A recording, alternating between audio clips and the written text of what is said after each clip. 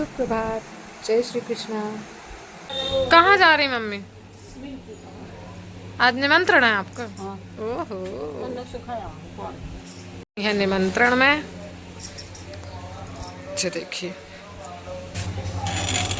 छुंदल छुंदल मेले ज्यादा नहीं कर रहे आज। जी। अब सब्जी की टेंशन ले रही हैं। छुंदल छुंदल मम्मी धिंगी धिंगी करके जा रही हैं।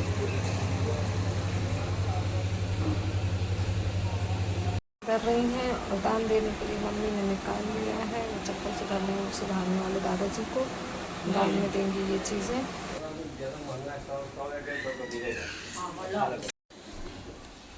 कपूर और हवन मंगा रही हैं।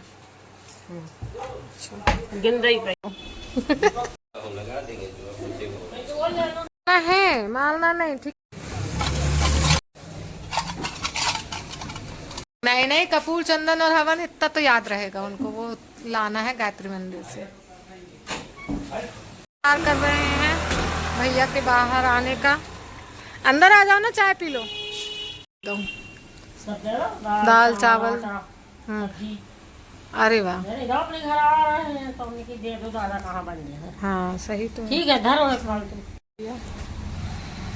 का नाती नतरा सब संपन्न है। लड़का तो मेरे साथ रहे थे। नहीं, सब अलग सब अलग। सब अलग। रह रहे हम टुकड़ा टुकड़ के अलग अच्छा, अलग है रे दादा, है? अलग है। नन्हे वाले कहाँ रहते, हाँ। सो दूसरे लड़कों खया बस तो के जो खुआ उठो। अच्छा ये से अपने अलग वही के घर बनू है वो चमन नगर में सोता ही है छोटे वाले को। हाँ। बोलते ITI में रहते, पहले ITI में रहते वही के संग में। हाँ, अब नहीं रहो। नहीं रहन दी, नहीं रहन दे मैं। रहन नहीं दे रहे यार, दूसरे लड़का दूसरे लड़का लोग नहीं रहने दे रहे, वे तो रख रहे हैं। नहीं रहन दे के जो वो खखुआ उठे। देखो तो जरा, जमीन पे अटारी वो के नाम पे कर देती थी एकड़। हाँ हाथी हाँ वो ने सब कर्म तो कर दे दादा।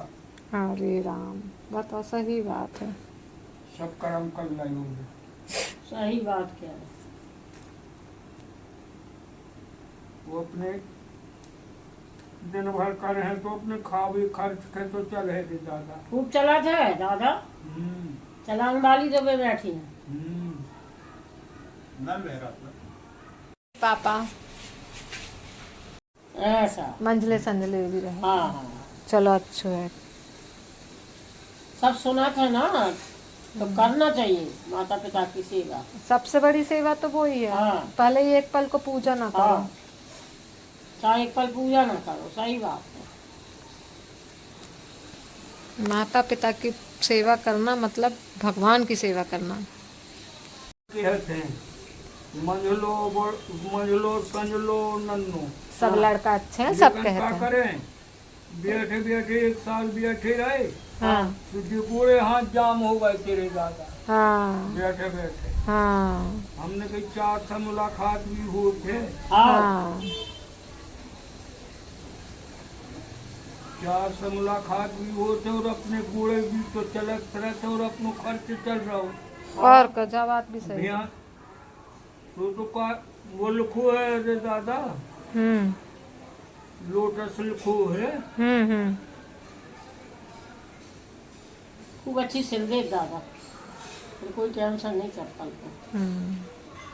हाँ ऊपर वाली और ये पेटी बड़ी वाली ले आओ कहीं के अच्छे ये में रहो, ये में सामान वामान भर लाए। और फुर्सत सही तो है। भरोसे नहीं है। सबसे बड़ो सुख तो जो ही है कि हाथ पैर चल रहे, कोई के भरोसे ना रहे, कोई के भरोसे नहीं है। सबसे बड़ा सुख तो जो ही है। 3 पीढ़ी है ना मम्मी। लड़का के बच्चों की पंतन हो गई, पंतन, हाँ बच्चों की भी नाती नतरा हो गए। अच्छा है भाई। वही तो समझदार है डॉक्टर।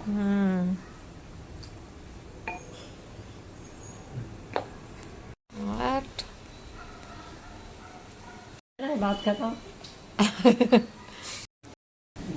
ये लगा दे तू तो दो नौ कस दई पीछे चल है अब कस दें पीछे चल हैं। हाँ?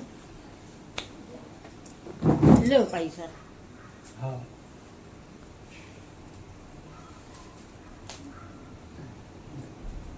ठीक है। हाँ?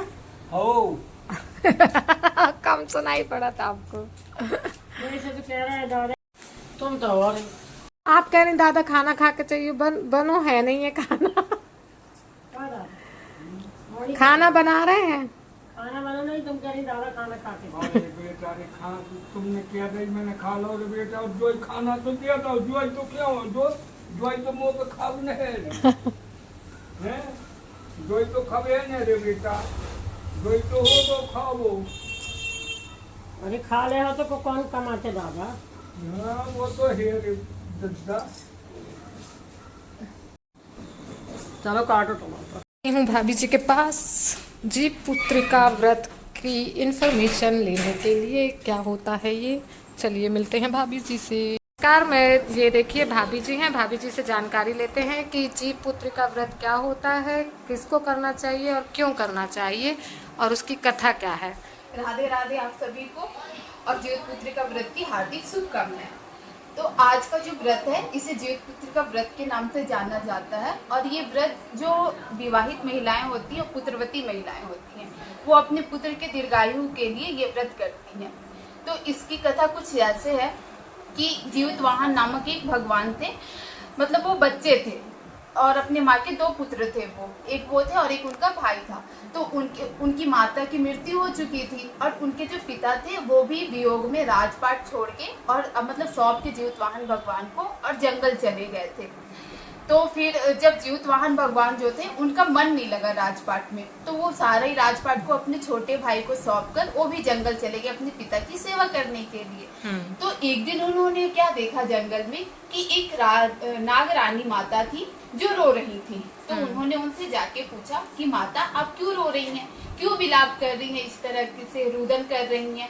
तो माता ने कहा बात ऐसी है कि मेरा एक पुत्र है और क्योंकि मेरे एक ही पुत्र है और जो गरुड़ देवता है वो सारे कन्या मतलब जितनी भी रानियां हैं, नागरानियां, उनके पुत्रों को वो रोज बलि दे रहे हैं, प्रतिदिन एक एक की बलि देते जा रहे हैं और आज मेरे पुत्र की बारी है।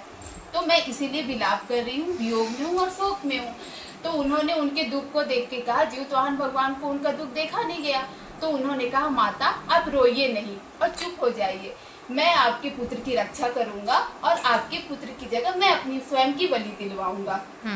तो माता खुश हो गई, पर उन्होंने कहा जो रानी थी नागरानी, उन्होंने कहा कि तो जीवितवाहन भगवान ने कहा कि आप अपने पुत्र को लाल वस्त्र में लपेट के और गरुड़ देवता के सामने रख दीजिएगा जब बलि का समय होगा। हाँ। तो जो नागरानी थी वो बोली ठीक है। उसके बाद जब बलि का समय आया, हाँ। तो वहाँ पे जो नागरानी थी वो अपने पुत्र को लाल वस्त्र में लपेट के गरुड़ देवता के सामने रख दी। हाँ। उसके बाद जब बलि का समय आया तो जो जीवितवाहन भगवान थे वो वहाँ प्रकट हो गए और उनके पुत्र को हटा के स्वयं लाल कलर का वस्त्र ओढ़कर बैठ गए।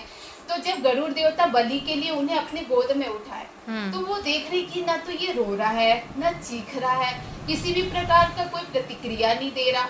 तो जब उन्होंने वस्त्र हटा के देखा तो बोले अरे ये तो रानी का पुत्र है ही नहीं, हाँ। ये तो कोई और है। तो फिर उन्होंने पूछा उसे पुत्र तुम कौन हो? तो उन्होंने कहा कि मैं जीवितवाहन हूँ और मेरे से जो नागरानी माता थी उनका दुख देखा नहीं गया क्योंकि उनका एक ही पुत्र था और वो बहुत दुख में थी। तो मैंने उनको वचन दिया है कि मैं आपके पुत्र की रक्षा करूंगा और उनके पुत्र की जगह मैं स्वयं की बलि दिलवाऊंगा, इसलिए मैं अपनी बलि दिलवाने के लिए आ गया हूँ, आप मेरी बलि स्वीकार कीजिए। तो गरुड़ देवता जो थे उनको ना दया आ गई उनके ऊपर और उनको लगा कि कितना स्वाभिमानी और कितना दयालु बच्चा है ये। तो उन्होंने कहा नहीं पुत्र मैं तुमको भी इस बलि से मुक्त करता हूँ और मैं तुमको ये वचन देता हूँ कि अब मैं किसी भी जो नाग रानी होंगी उनके पुत्रों का बलि नहीं दूंगा और न कभी किसी उनके सारे बच्चों की रक्षा करूंगा। और तुमको ये वचन देता हूँ कि आज से तुम्हारी जो भी माताएं व्रत करेंगी आज के दिन, तो मैं उन लोगों के पुत्रों की रक्षा करूंगा। और ये व्रत होता है जो जीवित पुत्रिका व्रत की कथा होती है, और ये कथा जिउतिया के दिन सुना जाता है। और ये कब होता है? ये भाद्रपद पक्ष की अष्टमी की तिथि को होता है और इसे निर्जला किया जाता है। बोलिए जीवित वाहन भगवान की जय। राधे राधे। राधे राधे। दिख रहा है तो कैसे पड़ेगा? हाँ अब पड़ेगा। और गजब यार, अरे वाह वाह वाह, अरे वाह वाह वाह, अरे वाह। खाने का मन नहीं कर रहा है इसलिए मैंने भेज दिया है खाने। चलेंगे, कुछ तो खिलाना ही पड़ेगा ना भाई। लो मम्मी, मम्मी उठो, अच्छे बढ़िया, देखो कितने अच्छे भूंजे हैं। हाँ उठो, खा ले मेरा बेटा। आओ हम उठा रहे हैं।